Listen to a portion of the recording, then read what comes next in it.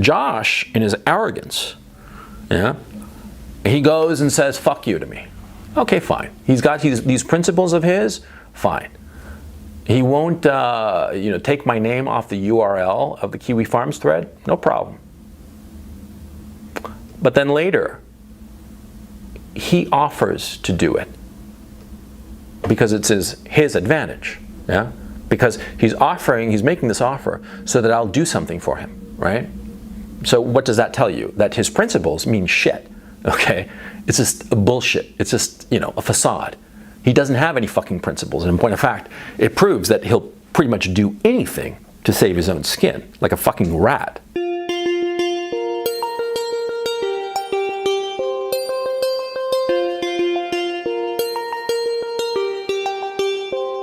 We all kind of despise social climbers. In literature, it's a trope. Yeah, the whole notion of a social climber being a fucking asshole, whatever. I mean, we always look at them askance because we look at social climbers and we think that they are getting an advantage by the fact that they're charming. And we don't like the fact that social climbers are actually using people in order to get ahead. I mean, it just hits us on a visceral level and we're like, get away. But the fact of the matter is that in order to succeed at business, in order to succeed at your career, you have to social climb. And it would be wonderful if this were not the case. It would be wonderful if all that was needed for true success is to be good at your job. It would be wonderful. But the problem is that that's not reality. That's not the world we live in. It's not a perfect world. On the contrary, it's exceedingly imperfect. And it's so imperfect, in fact, that in order to succeed, you have to be moving in the right circles. You have to be moving with the right people. The right people meaning the elite of your society or milieu or industry or what have you. Because that's where the best deals are to be found. Be it business, be it in a corporate career, anywhere, okay? You have to climb, socially climb, and get to the top. And if you don't get to the top, you will not have access to the best deals, the best opportunities, the opportunities that can make your fortune. You will simply not have access to it. You won't even know that they exist. The only way you will know that they exist is if you climb up to that level. I did a video a couple of years ago called How to Work a Room. You can find it right here. It's a video I like very much because it's so fucking true. It's kind of long, it's 45 minutes, but I talk about the fact of how you have to work a room, how you have to schmooze people, the specifics of how you do it. What do you drink? What do you do? What do you say? I spent, like I said, 45 minutes on the video, but I didn't talk about the reasons to be working a room. The reasons that you work a room is to social climb. Yeah. You want to impress people. You want to work a room and get people to like you so that they will call you up and they will tell you, hey, I heard about something, some possibility, and maybe you're interested in it. Maybe this opportunity that I'm about to tell you will make your fucking fortune. Yeah, that's why you do it. Yeah, because that's how it happens, by the way. The great opportunities that will make your life, that will make your fortune, that will allow you to have money that will last you the rest of your life, it happens because of the people you know. Because ultimately, remember, money and making money and the whole economic activity, it is a social activity. It's between people. And people who know one thing and they communicate that information to another person and that person uses it to their advantage. That's how the world works. And therefore, you have to know people. You have to know people and interact with people. And whether you're an introvert or not, whether you're super shy or not, you got to go out there and talk to them. And if you're shy, well, that's a limitation you have that you're just going to have to get over, okay? Because if you don't interact with people, you will not know the opportunities that are available, opportunities that you are going to miss. And don't give me this bullshit that, on the internet we can find everything. Fuck you, you can't. Or a lot of times it'll appear on the internet long after the opportunity has passed. Long after, like, all the smart money went into it and now all the dumb money is going into it. Yeah, fuck, like the fucking Economist is famous. The Economist almost always has these covers that are usually at the top of the market. Yeah.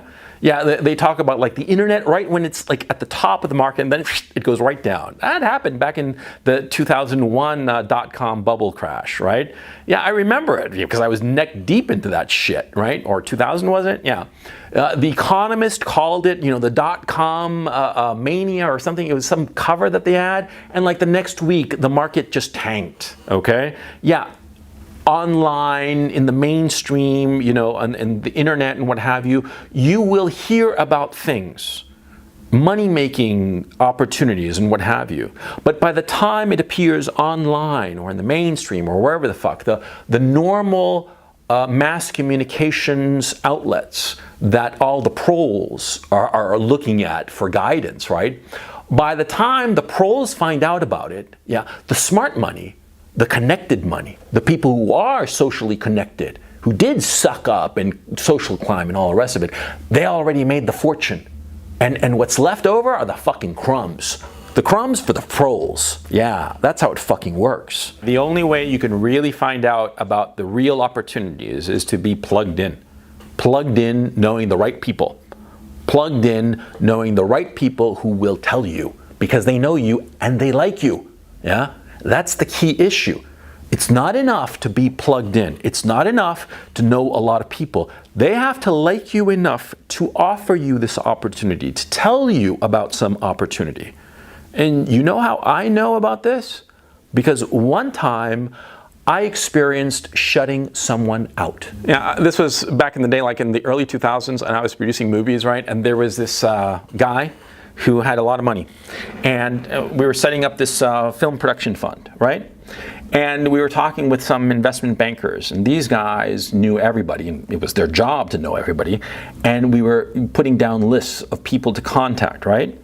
And for this particular money-making venture, right, we got to a name of a guy. And I was like all thinking this would be a great guy and he would be perfect for it. But the investment bankers, you know what they said? They said, no, this guy, yeah, we're not going to bring him in because he's an asshole and, he fucked us over, so fuck him, And that was that. They just didn't like him, and so they crossed his name off the list, yeah? And he was a guy who could have made a lot of money by getting involved in this project. But he was just cut out. He was cut out, and that was that. And the thing is, see, it wasn't, of course, just this deal. It was a bunch of other deals, okay? And so this guy, who was an investor and a businessman, he was always looking for new projects to invest in and work with and what have you. He got cut out, and his fortune began to deteriorate because of it, yeah? And yeah, that's how it works. Guys get cut out all the time because they are not liked. You got to be liked. And this is the horrible part, yeah? You have to be liked. And to be liked, well, you got to suck up. Yeah, simple as that. You got to suck up and make friends with the right fucking people. And you have to social climb. Simple as that. And it's unpleasant. And it would be, like I said before, it would be great if it weren't true, but it is true. You got to suck up, and that's why you need to know how to work a room. Yeah.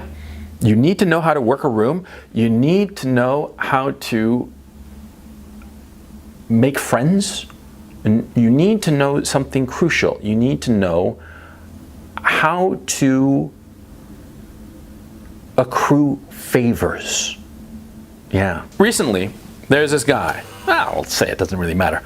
This guy called Josh, right? He runs Kiwi Farms. Now, Kiwi Farms has this thread about me, right? A thread about me where they talk a lot of shit about me. And most of it is untrue. Some of it is actually true. Like, for instance, somehow these, autists found my fucking family tree, right? And they put it up there on this thread. And they also found business disputes that I had where I don't look good because, of course, they put up the version of the guy I had the dispute with.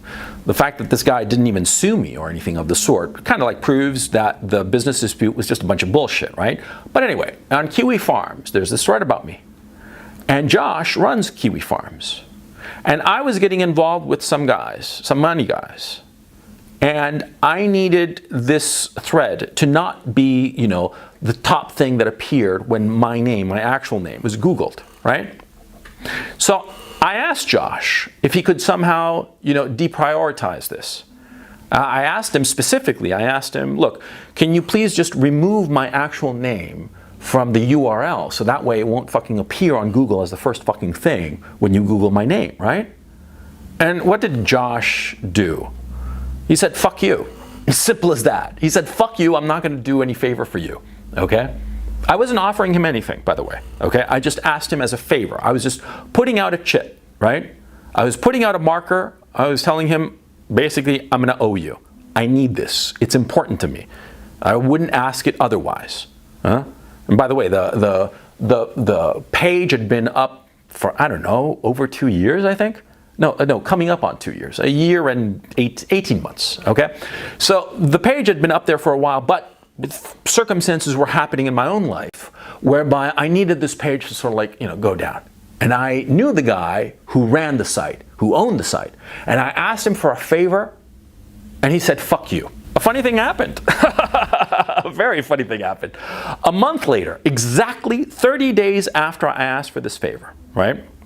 Where he had said no, Josh had said, fuck you, or words to the effect. He didn't actually say fuck you, but he basically said, no, I could never do that. My principles, blah, blah, blah. He said no to me. And exactly 30 days later, he sends me a message.